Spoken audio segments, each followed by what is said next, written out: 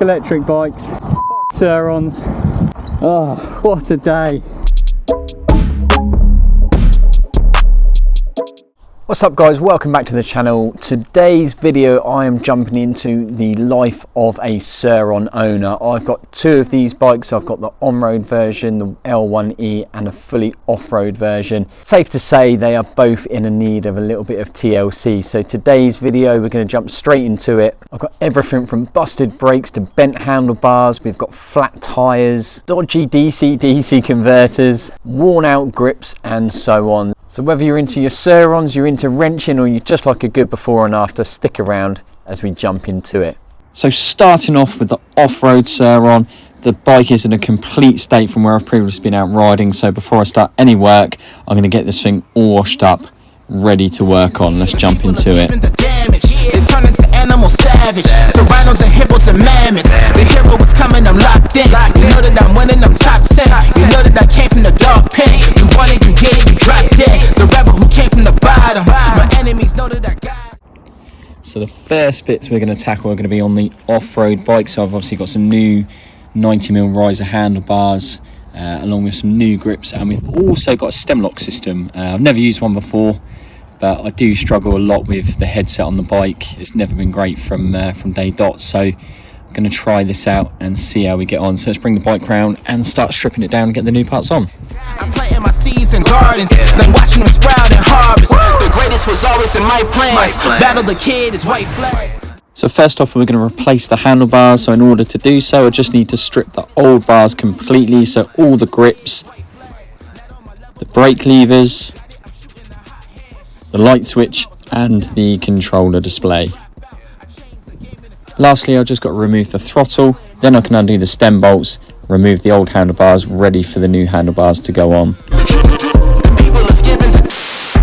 Man, I can tap dance through the energy blast, run flat, never pop your orbit. I keep energy and storage. So there you can just about see there's a little crease just inside the handlebar, and that's what was causing it. It was almost like the handlebars were slightly off skewed every time I was riding, so yeah, definitely needed replacing. So yeah, let's go ahead and get these new bars put on.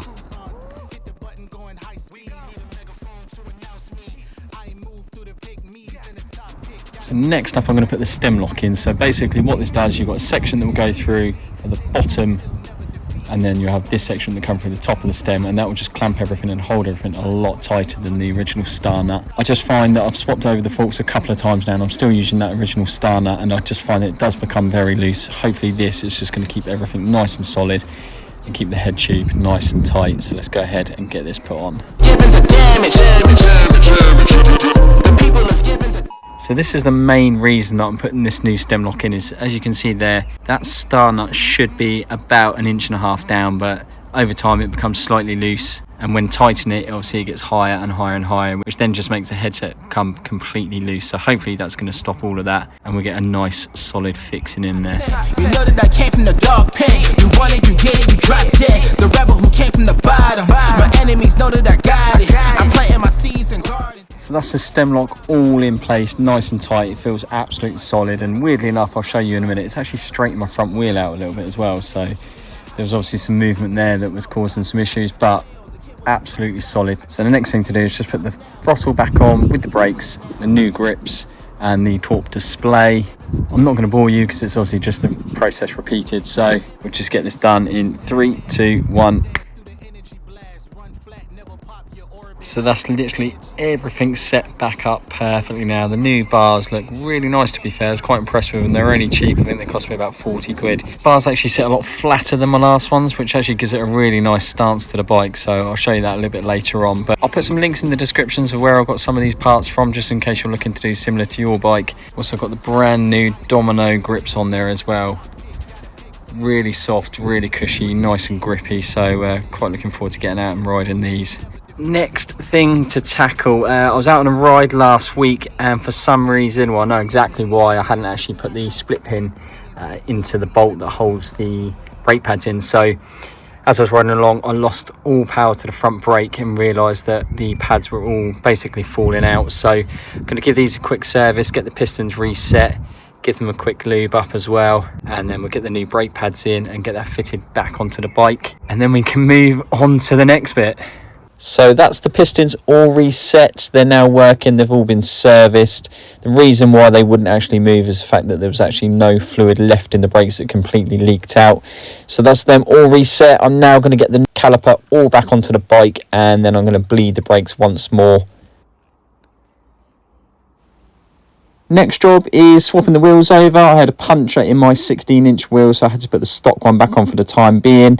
I took this to a shop to do just because I don't like messing around with these wheels. They're so hard to get those tyres on and off. So let's get this back on. Now the reason I actually had this puncture was the fact that I actually ripped the valve off. Because of the high power and the high torque of this bike, sometimes you actually find that the tyre moves on the rim, causing that to happen. So whilst it was in the shop, I got them to put a rim lock on for me. This should just hopefully prevent the tyre from moving on the rim and that happening again. Okay, so last job on the off-road Surron is this DC converter. This basically controls all the 12 volt on the bike. Basically what had happened is I had blown the DC converter on the L1e Surron that I have, and as most things on that bike, pretty much every component on it was faulty. I've had to replace pretty much every component on that bike, and as you would have seen from the start of this video, things go really wrong. So stick around to the end to see exactly what happened to it. But for now, let's get this new DC converter fitted, and then we can move on to the L1e, as we've got a few bits to do on that as well. Okay, so next bike on the ramp. So what I'm going to do with this one is basically, this was the original plate holder that I had. It sat quite far back, which meant the number plate actually was almost touching the mudguard. Nothing wrong with it, but there was no place to put the L plates. The other issue I had as well was the indicators were quite high right next to the seat, so every time I sat on the bike, my fat thighs kept touching them. So what I'm going to do is install a tail tidy onto the back, just so it sits about here. That way I've got enough space for the number plate and the L plate as well, just to keep me out of trouble with the law. After that, I'm going to tidy up some of this wiring, hide it all within the tail tidy. Hopefully the bike should just sit a little bit nicer, just be a little bit more convenient when I'm riding. So let's get this tail tidy fitted, get everything installed back in place, get these electrics sorted, and then we can take it out, see how it is. My level where I stand, got it, I'm shooting a hot hand. Out of the gym, I was locked out. I failed, the kid was a dropout. I changed the game and it's up now. The city that need me is clear now. People is giving the damage. People is giving the Sandman, I can tap dance through the. And bosh, there we are, the tail tidy is fully installed, indicators back in. I've now got loads of room to install the number plate and the L plate. That should just keep me out of trouble with the law, and my fat thighs aren't going to be touching the indicators every time I sit on the bike as well.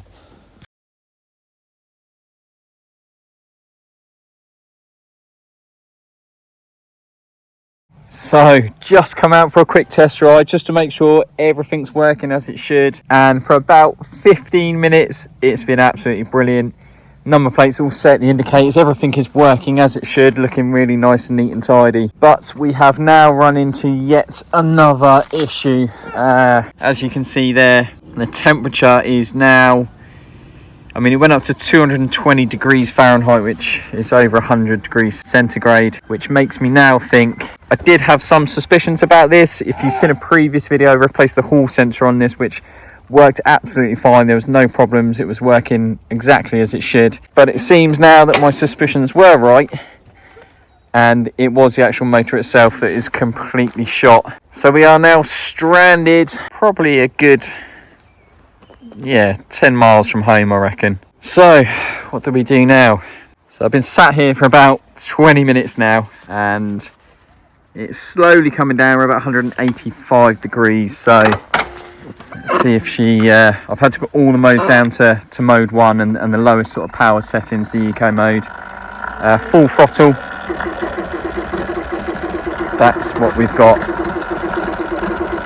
The speedo's going absolutely nuts. We're doing about 3 miles an hour. It's telling me I'm doing all sorts. If I ease off the power, she does move, but as you can hear,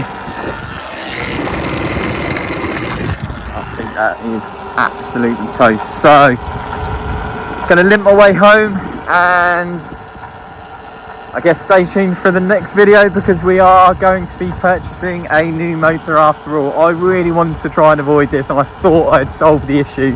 Stay tuned for the next one where we will be replacing the motor. Oh, what a day. Fucking Surrons. It's all good though, it's not like this is a massive hill. It's not like it's the hottest day of the year or anything.